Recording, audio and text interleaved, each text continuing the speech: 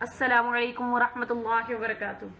امید کرتی ہوں آپ سب خیریت سے ہوں گے۔ اللہ تعالیٰ آپ سب کو حفظ حفظ و امان میں رکھے۔ ہم سورہ یونس کا ترجمہ پڑھ چکے ہیں اور جن جن کا ذکر تھا وہ بھی ہم تفصیل کے ساتھ پڑھ سکے ہیں۔ حضرت یونس کے بارے میں، حضرت موسیٰ علیہ السلام، حضرت ہارون علیہ السلام کا جو ذکر آیا تھا وہ ہم سورہ یونس میں ڈیٹیل کے ساتھ پڑھ چکے ہیں۔ آج الحمدللہ ہم سورۃ ہود شروع کریں گے۔ اللہ تعالیٰ نے چند ایسی صورتیں ہیں جن کا نام اپنے انبیاء کرام پر رکھا گیا، یعنی سورہ یونس جو آئی تھی وہ حضرت یونس علیہ السلام کے نام پر تھی، رکھی گئی صورت تھی، اور سورۃ ہود جو ہے وہ حضرت ہود علیہ السلام کے نام پر رکھی گئی ہے۔ ایسی بہت سی صورتیں ہیں، سورہ نوح اور اس کے علاوہ بہت ساری ایسی صورتیں ہیں۔ سورہ ہود میں بہت سی قوموں کا ذکر کیا گیا ہے، جس میں قوم نوح یعنی حضرت نوح علیہ السلام کی قوم کا مکمل ذکر کیا گیا ہے۔ انہوں نے جو کشتی بنائی اللہ کے حکم سے، اور پھر کیسے اللہ تعالیٰ نے اپنے مومن لوگوں کو بچایا اور کافی لوگوں کو دوزخ کے عذاب پہنچایا، اور اس کے علاوہ جو کشتی بنائی گئی اس میں کون کون لوگ سوار ہوئے، کون کون پیچھے رہ گئے۔ حضرت نوح علیہ السلام کے بیٹوں کا ذکر کیا گیا ہے، وہ مکمل اس صورت میں ذکر ہے۔ اس کے علاوہ قوم عاد کا ذکر ہے جن کی طرف حضرت ہود علیہ السلام کو نبی بنا کر بھیجا گیا تھا۔ اس کے علاوہ قوم لوط کا بھی ذکر ہے، قوم سمود کا ذکر ہے جن کی طرف حضرت صالح علیہ السلام نبی بنا کر بھیجے گئے تھے، اور حضرت ابراہیم علیہ السلام کا ذکر ہے جن کو پاس اللہ تعالیٰ کے حکم سے فرشتے آئے تھے خوشخبری لے کر، یعنی اسحاق علیہ السلام اور یعقوب علیہ السلام کی، اسماعیل اور اسحاق علیہ السلام کی خوشخبری لے کر آئے تھے حضرت ابراہیم علیہ السلام کے پاس، جبکہ وہ بہت بڑے ہو چکے تھے۔ اس کے باوجود اللہ تعالیٰ نے انہیں اولاد جیسی نعمت عطا فرمائی۔ اس کے علاوہ قوم لوط کا بھی ذکر ہے، قوم شعیب کا بھی ذکر ہے۔ ایک ایک رکوع ہے ان تمام قوموں کے جن میں ذکر کیا گیا ہے، اور ان کے عبرت ناک جو اللہ تعالیٰ نے ان کو عبرت ناک کا نشانہ بنایا وہ تمام تفصیل کے ساتھ بیان کیا گیا ہے، تاکہ آئندہ آنے والی تمام پیچھے جتنے بھی قومیں ہیں وہ سب اس کے ذریعے عبرت حاصل کریں۔ اس کے ذریعے ایک ان کے لیے ایک اللہ تعالیٰ نے ایک نمونہ پیش کر دیا ہے کہ اگر وہ بھی ایسے اعمال کریں گے تو ان کے ساتھ جو اعمال ان کے جو اعمال کا بدلہ ہے وہ یہ ہوگا۔ تو وہ ہر ایک رکوع میں آئے گا تو ہم اس کو تفصیل کے ساتھ ڈیٹیل کے ساتھ پڑھیں گے۔ آج الحمدللہ ہم سورۃ ہود کو شروع کریں گے اور اس کا سٹارٹنگ رکوع ہاف پڑھیں گے اور سمجھیں گے کہ اللہ تعالیٰ ان آیات میں ہمیں کیا حکم فرما رہے ہیں۔ چلے سٹارٹ کرتے ہیں۔ بسم اللہ الرحمن الرحیم، شروع اللہ کے نام سے جو بڑا مہربان نہایت رحم فرمانے والا ہے۔ الف لام را، حروف مقطعات جن کا مطلب اللہ رب العزت اور ہمارے پیارے نبی یعنی رسول پاک صلی اللہ علیہ وسلم کے سوا کوئی نہیں جانتا۔ ایسے جیسے بہت سی صورتوں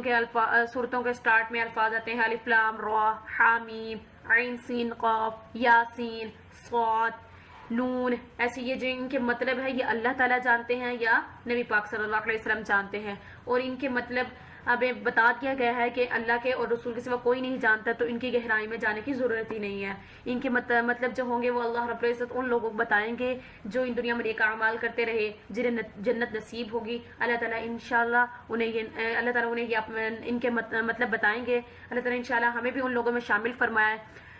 آمین۔ حروف مقطعات، کتاب کتاب، حکمت حکمت والی، آیاتہ آیتیں ہیں اس کی، ثم پھر، فصلت بیان کرتے ہیں، من سے، لدن طرف، حکیم حکمت والے کی طرف سے، خبیر باخبر۔ الف لام را، کتاب احکمت آیاتہ ثم فصلت من لدن حکیم خبیر۔ حروف مقطعات، کتاب، یہ آیات حکمت والی کتاب کی ہیں،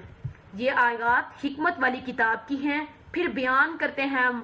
حکمت والے اور باخبر والے کی طرف سے، یعنی اس کتاب کی ہر ایک جو آیت ہے وہ حکمت والی ہے، اس میں ان آیات میں کسی طرح کا شک و شبہ نہیں ہے، یہ تمام شک و شبہ سے پاک آیات ہے، یہ کتاب پوری ہی تمام شک و شبہ سے پاک ہے۔ اس کی ہر ایک آیت میں فضیلت ہے، ہر ایک آیت میں مومنوں کے لیے خوشخبری اور برے اعمال کرنے پر جو انہیں عذاب دیا جائے گا،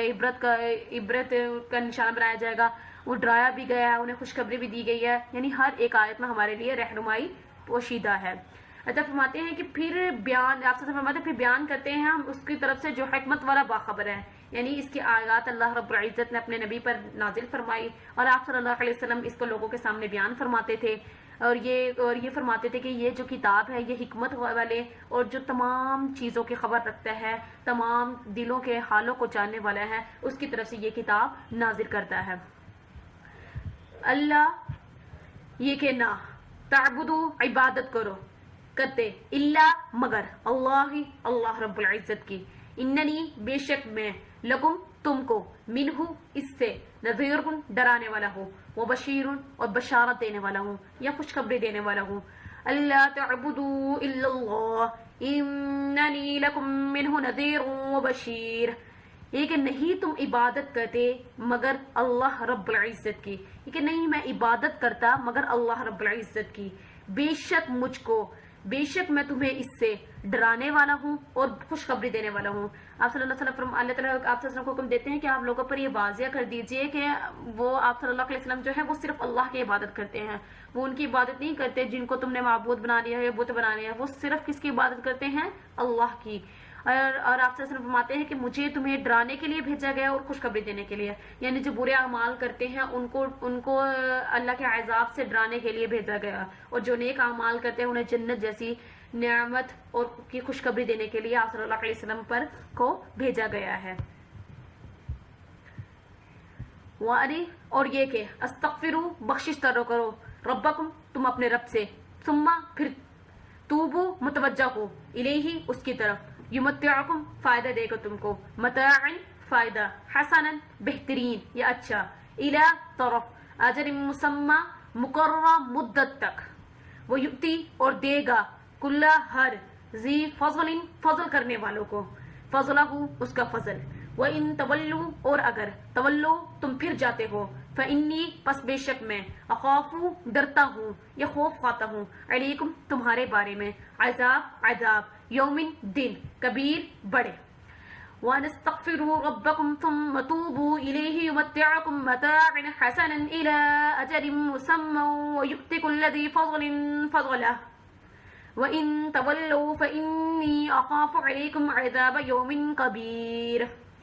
اور یہ کہ بخشش طلب کرو تم اپنے رب سے، پھر متوجہ ہو جاؤ اس کی طرف یا پھر توبہ کرو اس کی طرف، فائدہ دے گا تم کو فائدہ بہترین یا اچھا ایک مقررہ مدت تک، اور دیا جائے گا ہر فضل کرنے والے کو اس کا فضل، اور اگر تم پھر جاتے ہو پس بے شک میں ڈرتا ہوں تمہارے لیے بڑے دن کے عذاب سے۔ یعنی آپ صلی اللہ علیہ وسلم فرماتے ہیں کہ لوگوں کو کہ تم اپنے گناہوں کی بخشش طلب کرو، یعنی اب تک تم جتنے گناہ کر چکے ہو ایمان لیا اور اس کے بعد اللہ رب العزت سے ان گناہوں کی بخشش طلب کرو، اللہ سے توبہ کرو، اللہ تعالیٰ تمہاری توبہ کو قبول فرمائیں گے، تمہاری بخشش کو قبول فرمائیں گے، تو تمہیں بہترین فائدہ عطا فرمائیں گے، دنیا کے حوالے سے بھی اور آخرت کے حوالے سے بھی بہترین فائدہ عطا فرمائیں گے ایک مقررہ مدت تک۔ یعنی جو اللہ تعالیٰ نے مدت مقرر کی ہے، ایک وقت مقرر کیا ہے، یعنی ایک وقت اللہ تعالیٰ نے رکھ دیا ہے کہ اس وقت تک اللہ تعالیٰ تمہیں فائدہ پہنچائیں گے، تو اللہ تعالیٰ تمہیں بہترین فائدہ اس وقت تک پہنچائیں گے،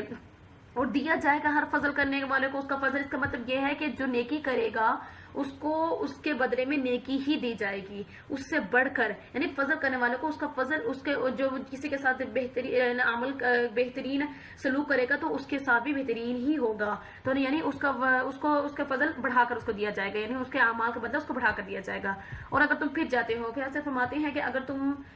یہ تمام باتیں جاننے کے باوجود پھر جاتے ہو، ایمان نہیں لاتے، انکار کرتے ہو، اللہ کے بارے میں طرح طرح کی باتیں کرتے ہو، تو اللہ آپ سے فرماتے ہیں کہ میں ڈرتا ہوں تمہارے لیے۔ کس بات سے خوف کھاتا ہوں؟ کہ اللہ تعالیٰ اگر تم نے اللہ تعالیٰ پر ایمان نہیں لائے اور اللہ تعالیٰ کی نافرمانی کو جاری رکھا اور ایسے ہی بتوں کی پوجا کرتے رہے، تو میں ڈرتا ہوں تمہارے لیے بڑے